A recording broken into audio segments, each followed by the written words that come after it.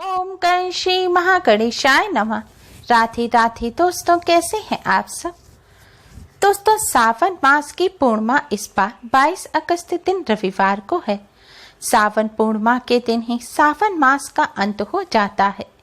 यह सावन मास का आखिरी दिन होता है और सावन पूर्णिमा के दिन ही कजरी पूर्णिमा का व्रत भी रखा जाता है। इस दिन रक्षाबंधन का पर्व भी मनाया जाता है। पूर्णिमा का दिन भगवान विष्णु मां लक्ष्मी जी को समर्पित होता है और सावन पूर्णिमा सावन मास का आखिरी दिन होता है। इसलिए इस दिन भगवान विष्णु मां लक्ष्मी जी के साथ ही भगवान शिव का पूजन अवश्य ही करना चाहिए। दोस्तों, इस बार सावन पूर्णिमा पर पूरे 474 साल बाद अद्भुत संयोग बन रहा है। साथ ही गजकेसरी योग, राजयोग और शोभन योग का भी शुभ संयोग इस पूर्णिमा पर बन रहा है। इस सावन पूर्णिमा पर इन अद्भुत संयोग में किए गए पूजा और उपाय बहुत ही जल्दी शुभ फल प्रदान करने वाले होंगे। यह दिन भगवान विष्णु मां लक्ष्मी जी के साथ ही भोलेनाथ को प्रसन्न करने के लिए बहुत ही खास दिन माना जा रहा है। आज की इस वीडियो में हम आपको पूर्णिमा के इस शुभ संयोग पर करने वाला एक बहुत ही आसान उपाय बताने जा रहे हैं। दोस्तों, शास्त्रों में बताया गया ये बहुत ही आसान और असरकारक उपाय है। इस उपाय को करने से भगवान श्री हरि विष्णु और मां लक्ष्मी की असीम कृपा प्राप्त होती है। धन संबंधी समस्याएं दूर हो जाती हैं। दुर्भाग्य सौभाग्य में बदल जाता है। बिगड़े काम बनने लगते हैं। चारों ओर से धन का लाभ होता है। हर क्षेत्र में सफलता मिलती है। इस उपाय को करने से भगवान श्री हरि विष्णु मां लक्ष्मी जी की कृपा से सभी कष्ट, दुख, पीड़ाओं से मुक्ति मिलती है। दोस्तों, इस उपाय को सही प्रकार से करने के लिए आप हमारी इस वीडियो को एंड तक अवश्य ही देखें। अगर आपने हमारे चैनल को अभी तक सब्सक्राइब नहीं किया है तो जल्दी से हमारे चैनल को सब्सक्राइब भी कर लें और बेल आइकन को हिट अवश्य ही करें, जिससे हमारी सभी नई वीडियोस की नोटिफिकेशन आपको फ्री में सबसे पहले मिल पाए। तो आइए दोस्तों, जानते हैं इस उपाय के बारे में। उपाय करने के लिए स्नान करके स्वच्छ वस्त्र धारण करें। दोस्तों, पूर्णिमा पर स्नान का विशेष महत्व होता है। इस दिन किसी पवित्र नदी में स्नान करना अत्यंत ही पुण्यकारी माना जाता है। पूर्णिमा पर स्नान करने से सभी प्रकार के पापों से मुक्ति मिल जाती है।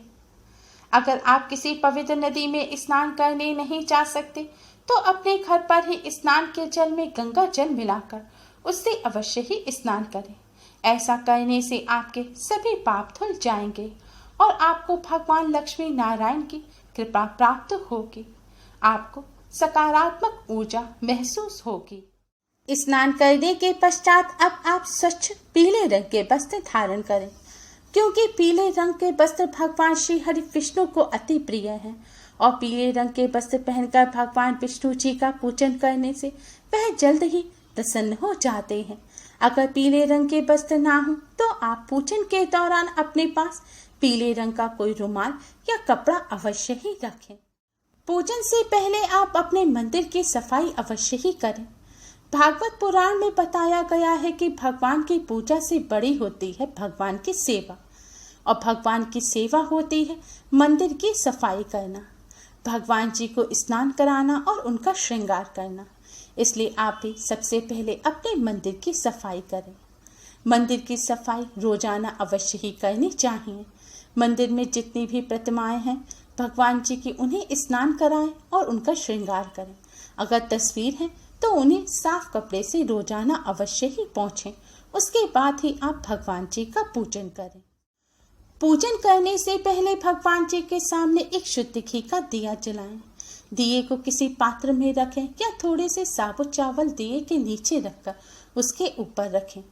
दिए की ज्योति को भगवान का स्वरूप माना जाता है, इसलिए दिया जलाने के पश्चात दिए को नमस्कार अवश्य ही करें। दिए के साथ एक सुगंधित धूप बत्ती भी अवश्य ही जलाएं। अब आप भगवान श्री गणेश को प्रणाम करें, भगवान विष्णु मां लक्ष्मी जी को प्रणाम करें।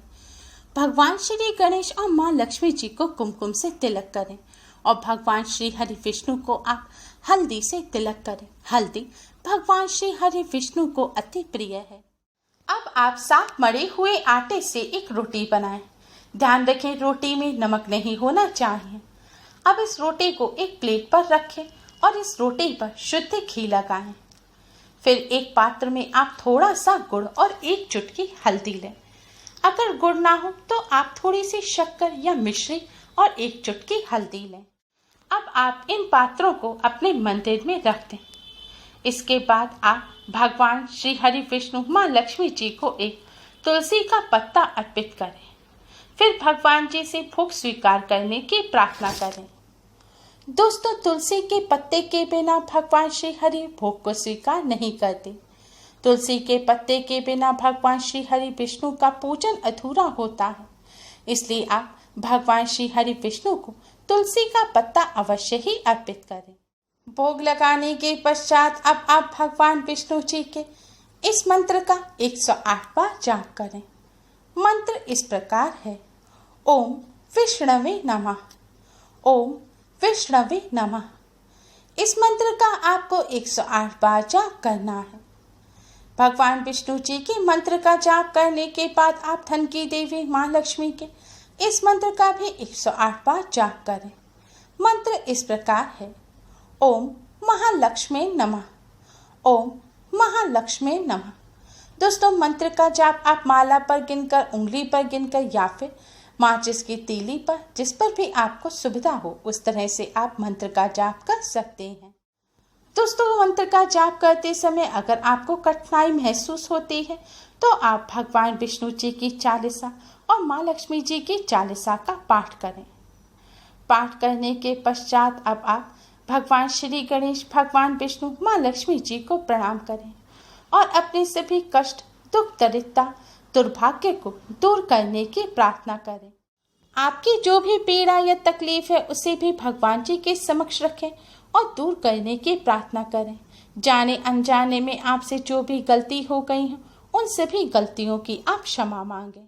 क्षमा मांगने के पश्चात आप अपने मस्तक और कंठ पर भी हल्दी से तिलक करें। इससे आपको भगवान श्री हरि विष्णु का आशीर्वाद प्राप्त होगा।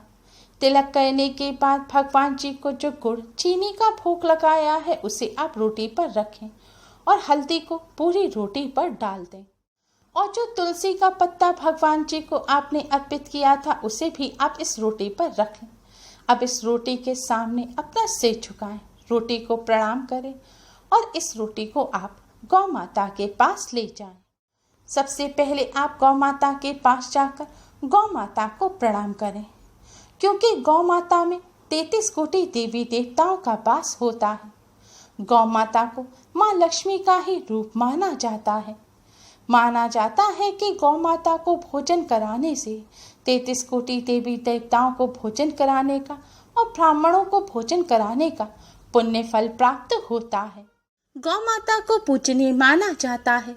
जो व्यक्ति इस तरह गौ माता को भोजन कराते हैं उन्हें भगवान विष्णु, माँ लक्ष्मी जी की कृपा प्राप्त होती है। उनके घर में अचानक किसी भी प्रकार की विघ्न बाधाएं नहीं पनप पाती।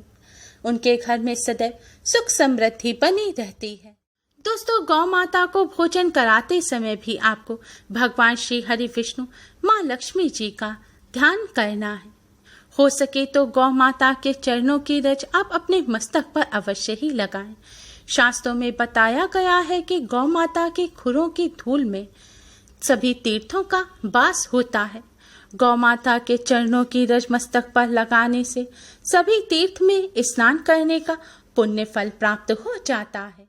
लेकिन गौ माता को भोजन कराते समय कुछ बातों का विशेष ध्यान रखें। आपको पूजन के बाद ही यह रोटी गौ माता को खिला देनी है।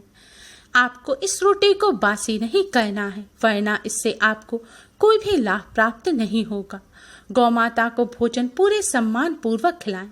गौ माता के सामने आप रोटी को फेंकें नहीं। चप्पल पहनकर आपको गौ माता को भोजन नहीं कराना है।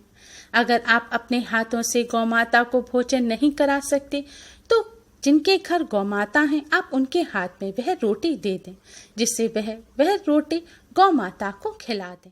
गौ माता को भोजन कराने के बाद आप गौ माता को प्रणाम करें।